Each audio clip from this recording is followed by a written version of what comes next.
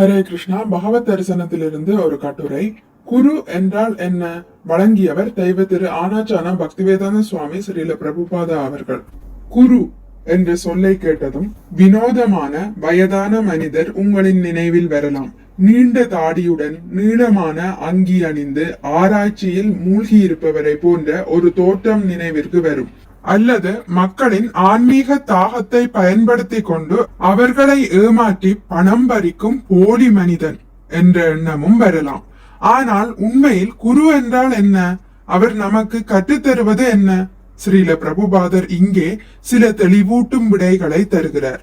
ஓம் அக்ஞான திமிராந்தஷ்ய ஞானாஞ்சன சலாகயா சக்ஷூருன்மிலிதம் ஏன தஸ்மை ஸ்ரீ குருவே நம.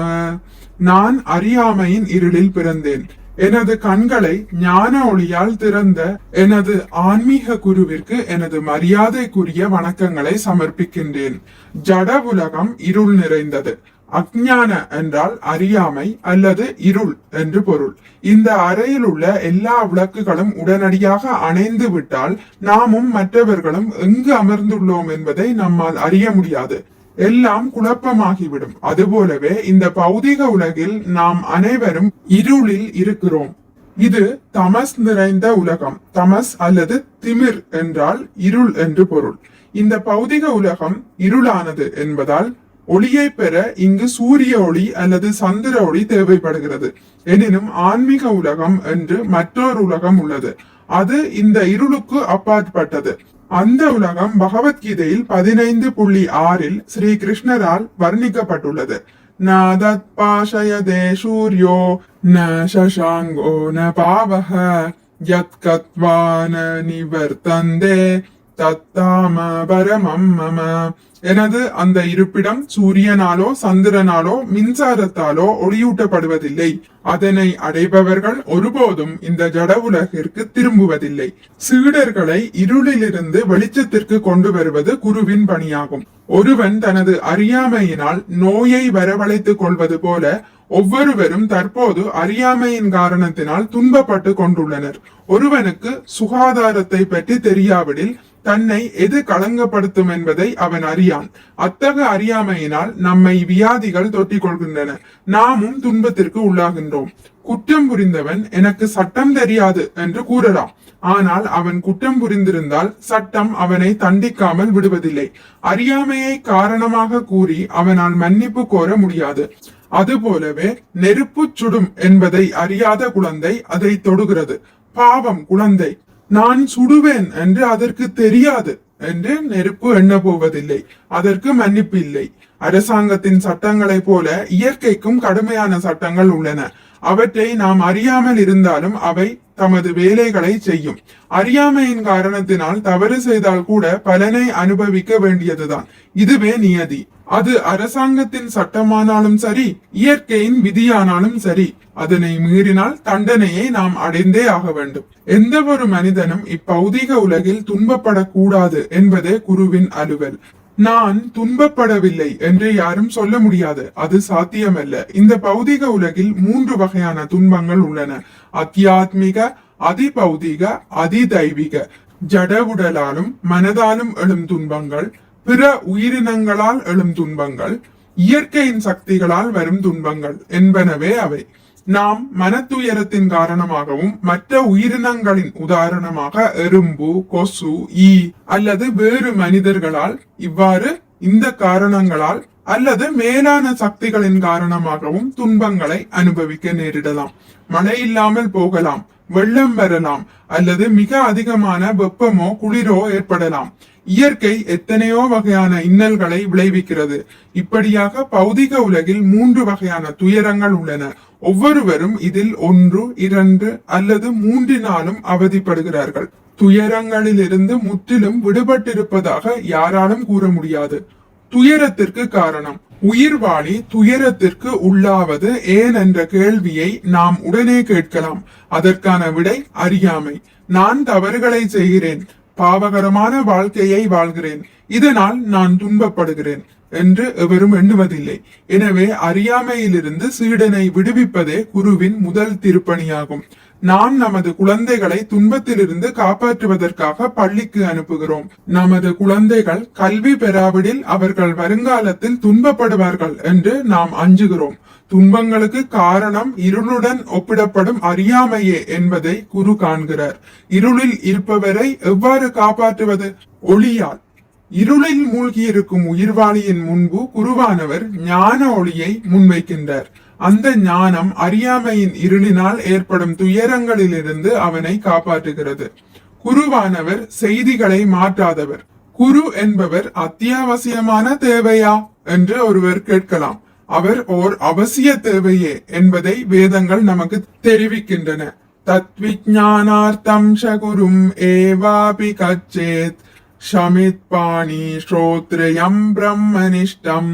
முண்டக உபனிஷத் 1.2.12. குருவை தேடி அடையுங்கள் என்று வேதங்கள் நம்மை வலியுறுத்துகின்றன. உண்மையில் முறையான குருவை அடையும்படி வலியுறுத்துகின்றன.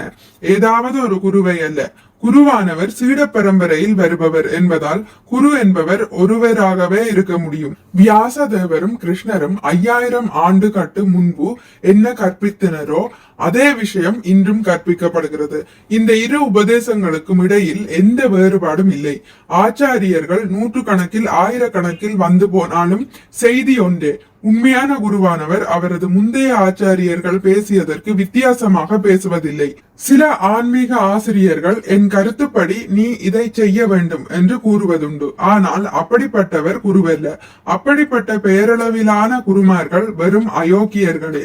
உண்மையான குருவுக்கு ஒரே ஒரு கருத்து மட்டுமே இருக்க முடியும். அக்கருத்து கிருஷ்ணர், வியாசதேவர், நாரதர், அர்ஜுனன், ஸ்ரீ சைதன்ய மகாபிரபு, கோஸ்வாமிகள் ஆகியோர்களால் வெளிப்படுத்தப்பட்ட கருத்தே. 5000 ஆண்டு கட்டு முன்பு பகவான் ஸ்ரீ கிருஷ்ணர் பகவத்கீதையை மொழிந்தார். அதை வியாசதேவர் பதிவு செய்தார். ஸ்ரீல வியாசதேவர் இது என் கருத்து என்று சொல்லவில்லை. ஸ்ரீ பகவானுவாச்ச, அதாவது புருஷோத்தமரான முழுமுதற் கடவுள் கூறினார் என்றுதான் எழுதினார். வியாசதேவர் எழுதியதெல்லாம் பகவான் கூறியதே. அவர் தனது சொந்த கருத்தை வெளிப்படுத்தவில்லை. ஆகையால் வியாசதேவர் குருவாகிறார். அவர் கிருஷ்ணரின் சொற்களுக்கு தவறாக பொருள் கூறவில்லை. அவை எவ்வாறு பேசப்பட்டனவோ அவ்வாறே வழங்கப்பட்டுள்ளன. நாம் ஒரு தந்தியை அனுப்பினால் அதை கொண்டு சேர்ப்பவன் அதை திருத்தவோ கூட்டவோ குறைக்கவோ அனுமதிக்கப்படுவதில்லை. அதை அவன் அப்படியே தருகிறான். குருவின் பணி அது போன்றது. குரு இவராகவோ அவராகவோ இருக்கலாம், ஆனால் செய்தி ஒன்றே. ஆகையால் குரு என்பவர் ஒருவரே என்று சொல்லப்படுகிறது. குருசீட பரம்பரையில் ஒரே விஷயம் மீண்டும் மீண்டும் சொல்லப்பட்டு வருவதை நாம் எளிதில் காண முடியும். பகவத்கீதையில் 9.34 ஸ்ரீ கிருஷ்ணர் கூறுகிறார், மன்மனாபவ மத் பக்தோ மத்யாஜி மாம் நமஸ்குரு மாமே வைஷ்யசி யுத்வைவம் ஆத்மானம் மத்பராயண. உனது மனதை எப்பொழுதும் என்னை பற்றி சிந்திப்பதில் ஈடுபடுத்தி எனது பக்தனாகி எனக்கு வந்தனை செய்து என்னை வழிபடுவாயாக. இவ்வாறாக என்னில் முழுமையாக லயித்து நிச்சயமாக நீ என்னிடமே வருவாய். இதே அறிவுரையை ராமானுஜாரியார், மத்வாச்சாரியார், சைதன்ய மகாபிரபு போன்ற எல்லா ஆச்சாரியர்களும் மீண்டும் மீண்டும் வழங்கி வந்துள்ளனர். 6 கோஸ்வாமிகளும் அதே கருத்தை வழங்கினர். நாங்களும் அவர்களின் அடிச்சுவடுகளை பின்பற்றுகிறோம். இவற்றில் வித்தியாசம் எதுவும் இல்லை. கிருஷ்ணருடைய சொற்களுக்கு என் கருத்துப்படி குருட்சேத்திர போர்க்களம் மனித உடலை குறிக்கிறது என்று எங்களில் யாரும் அர்த்தம் கற்பிப்பதில்லை. அயோக்கிய குருமார்களை பற்றி வாசிக்கலாம்.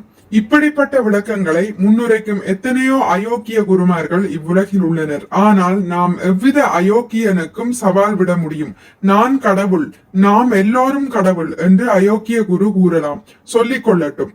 ஆனால் கடவுள் என்ற சொல்லுக்கு என்ன பொருள் என்பதை நாம் அகராதியில் பார்த்து அறிய வேண்டும். பொதுவாக கடவுள் என்றால் பரம உயிர்வாளி என்று அகராதியில் குறிப்பிடப்பட்டிருக்கும். ஆகையால் அந்த குருவிடம் நீங்கள் பரம உயிர்வாளியா என்று கேட்கலாம். இதை அவரால் புரிந்து கொள்ள முடியாவிடில் பரமம் என்பதற்கான பொருளை அவருக்கு நாம் கூற வேண்டும். எந்த அகராதியும் பரமம் என்பதற்கு மிக உயர்ந்த அதிகாரி என்ற பொருளை தரும். அப்போது நாம் நீங்களா மிக உயர்ந்த அதிகாரி என்று கேட்கலாம். அப்படிப்பட்ட அயோக்கிய குரு தன்னைத்தானே கடவுள் என்று பிரகடனப்படுத்திக் கொண்டாலும் இந்த கேள்விக்கு அவனால் பதில் கூற முடியாது. கடவுளே பரம உயிர்வாளி, மிக உயர்ந்த அதிகாரி. அவருக்கு சமமானவரோ அவரை விட பெரியவரோ எவரும் இல்லை. எனினும் பல அயோக்கிய குருமார்கள் தம்மையே கடவுள் எல்லோரிலும் உன்னதமானவர்கள் என்று பிரகடனப்படுத்துகிறார்கள். ஜடவாழ்வெனும் இருளில் இருந்து வெளியே செல்வதற்கு இத்தகு அயோக்கியர்களால் நமக்கு உதவ முடியாது. ஆன்மீக அறிவு எனும் ஒளியை கொண்டு இருளை விலக்க இவர்களால் முடியாது. அதிகாரபூர்வமான குருவானவர் பரம குருவாகிய கடவுள் அருளியுள்ள அதிகாரபூர்வமான சாஸ்திரங்களில் இருப்பதை மட்டுமே எடுத்து வழங்குவர். ஹரே கிருஷ்ணா. இத்துடன் முடித்துக் கொள்கிறேன். இனி அடுத்த பதிவில் இதன் தொடர்ச்சி தொடரும். மிக்க நன்றி. ஹரே கிருஷ்ணா. உங்களுக்கு இந்த வீடியோ பிடித்திருந்தால் லைக் பண்ணுங்கள், ஷேர் பண்ணுங்கள், சப்ஸ்கிரைப் பண்ணுங்கள். நோட்டிபிகேஷன் பெல்லை அழுத்துவதன் மூலம் அடுத்த பதிவுகள் உங்களை வந்தடையும். பகவான் ஸ்ரீ கிருஷ்ணரை பற்றி கேட்டு மகிழ்வோம். ஹரே கிருஷ்ணா.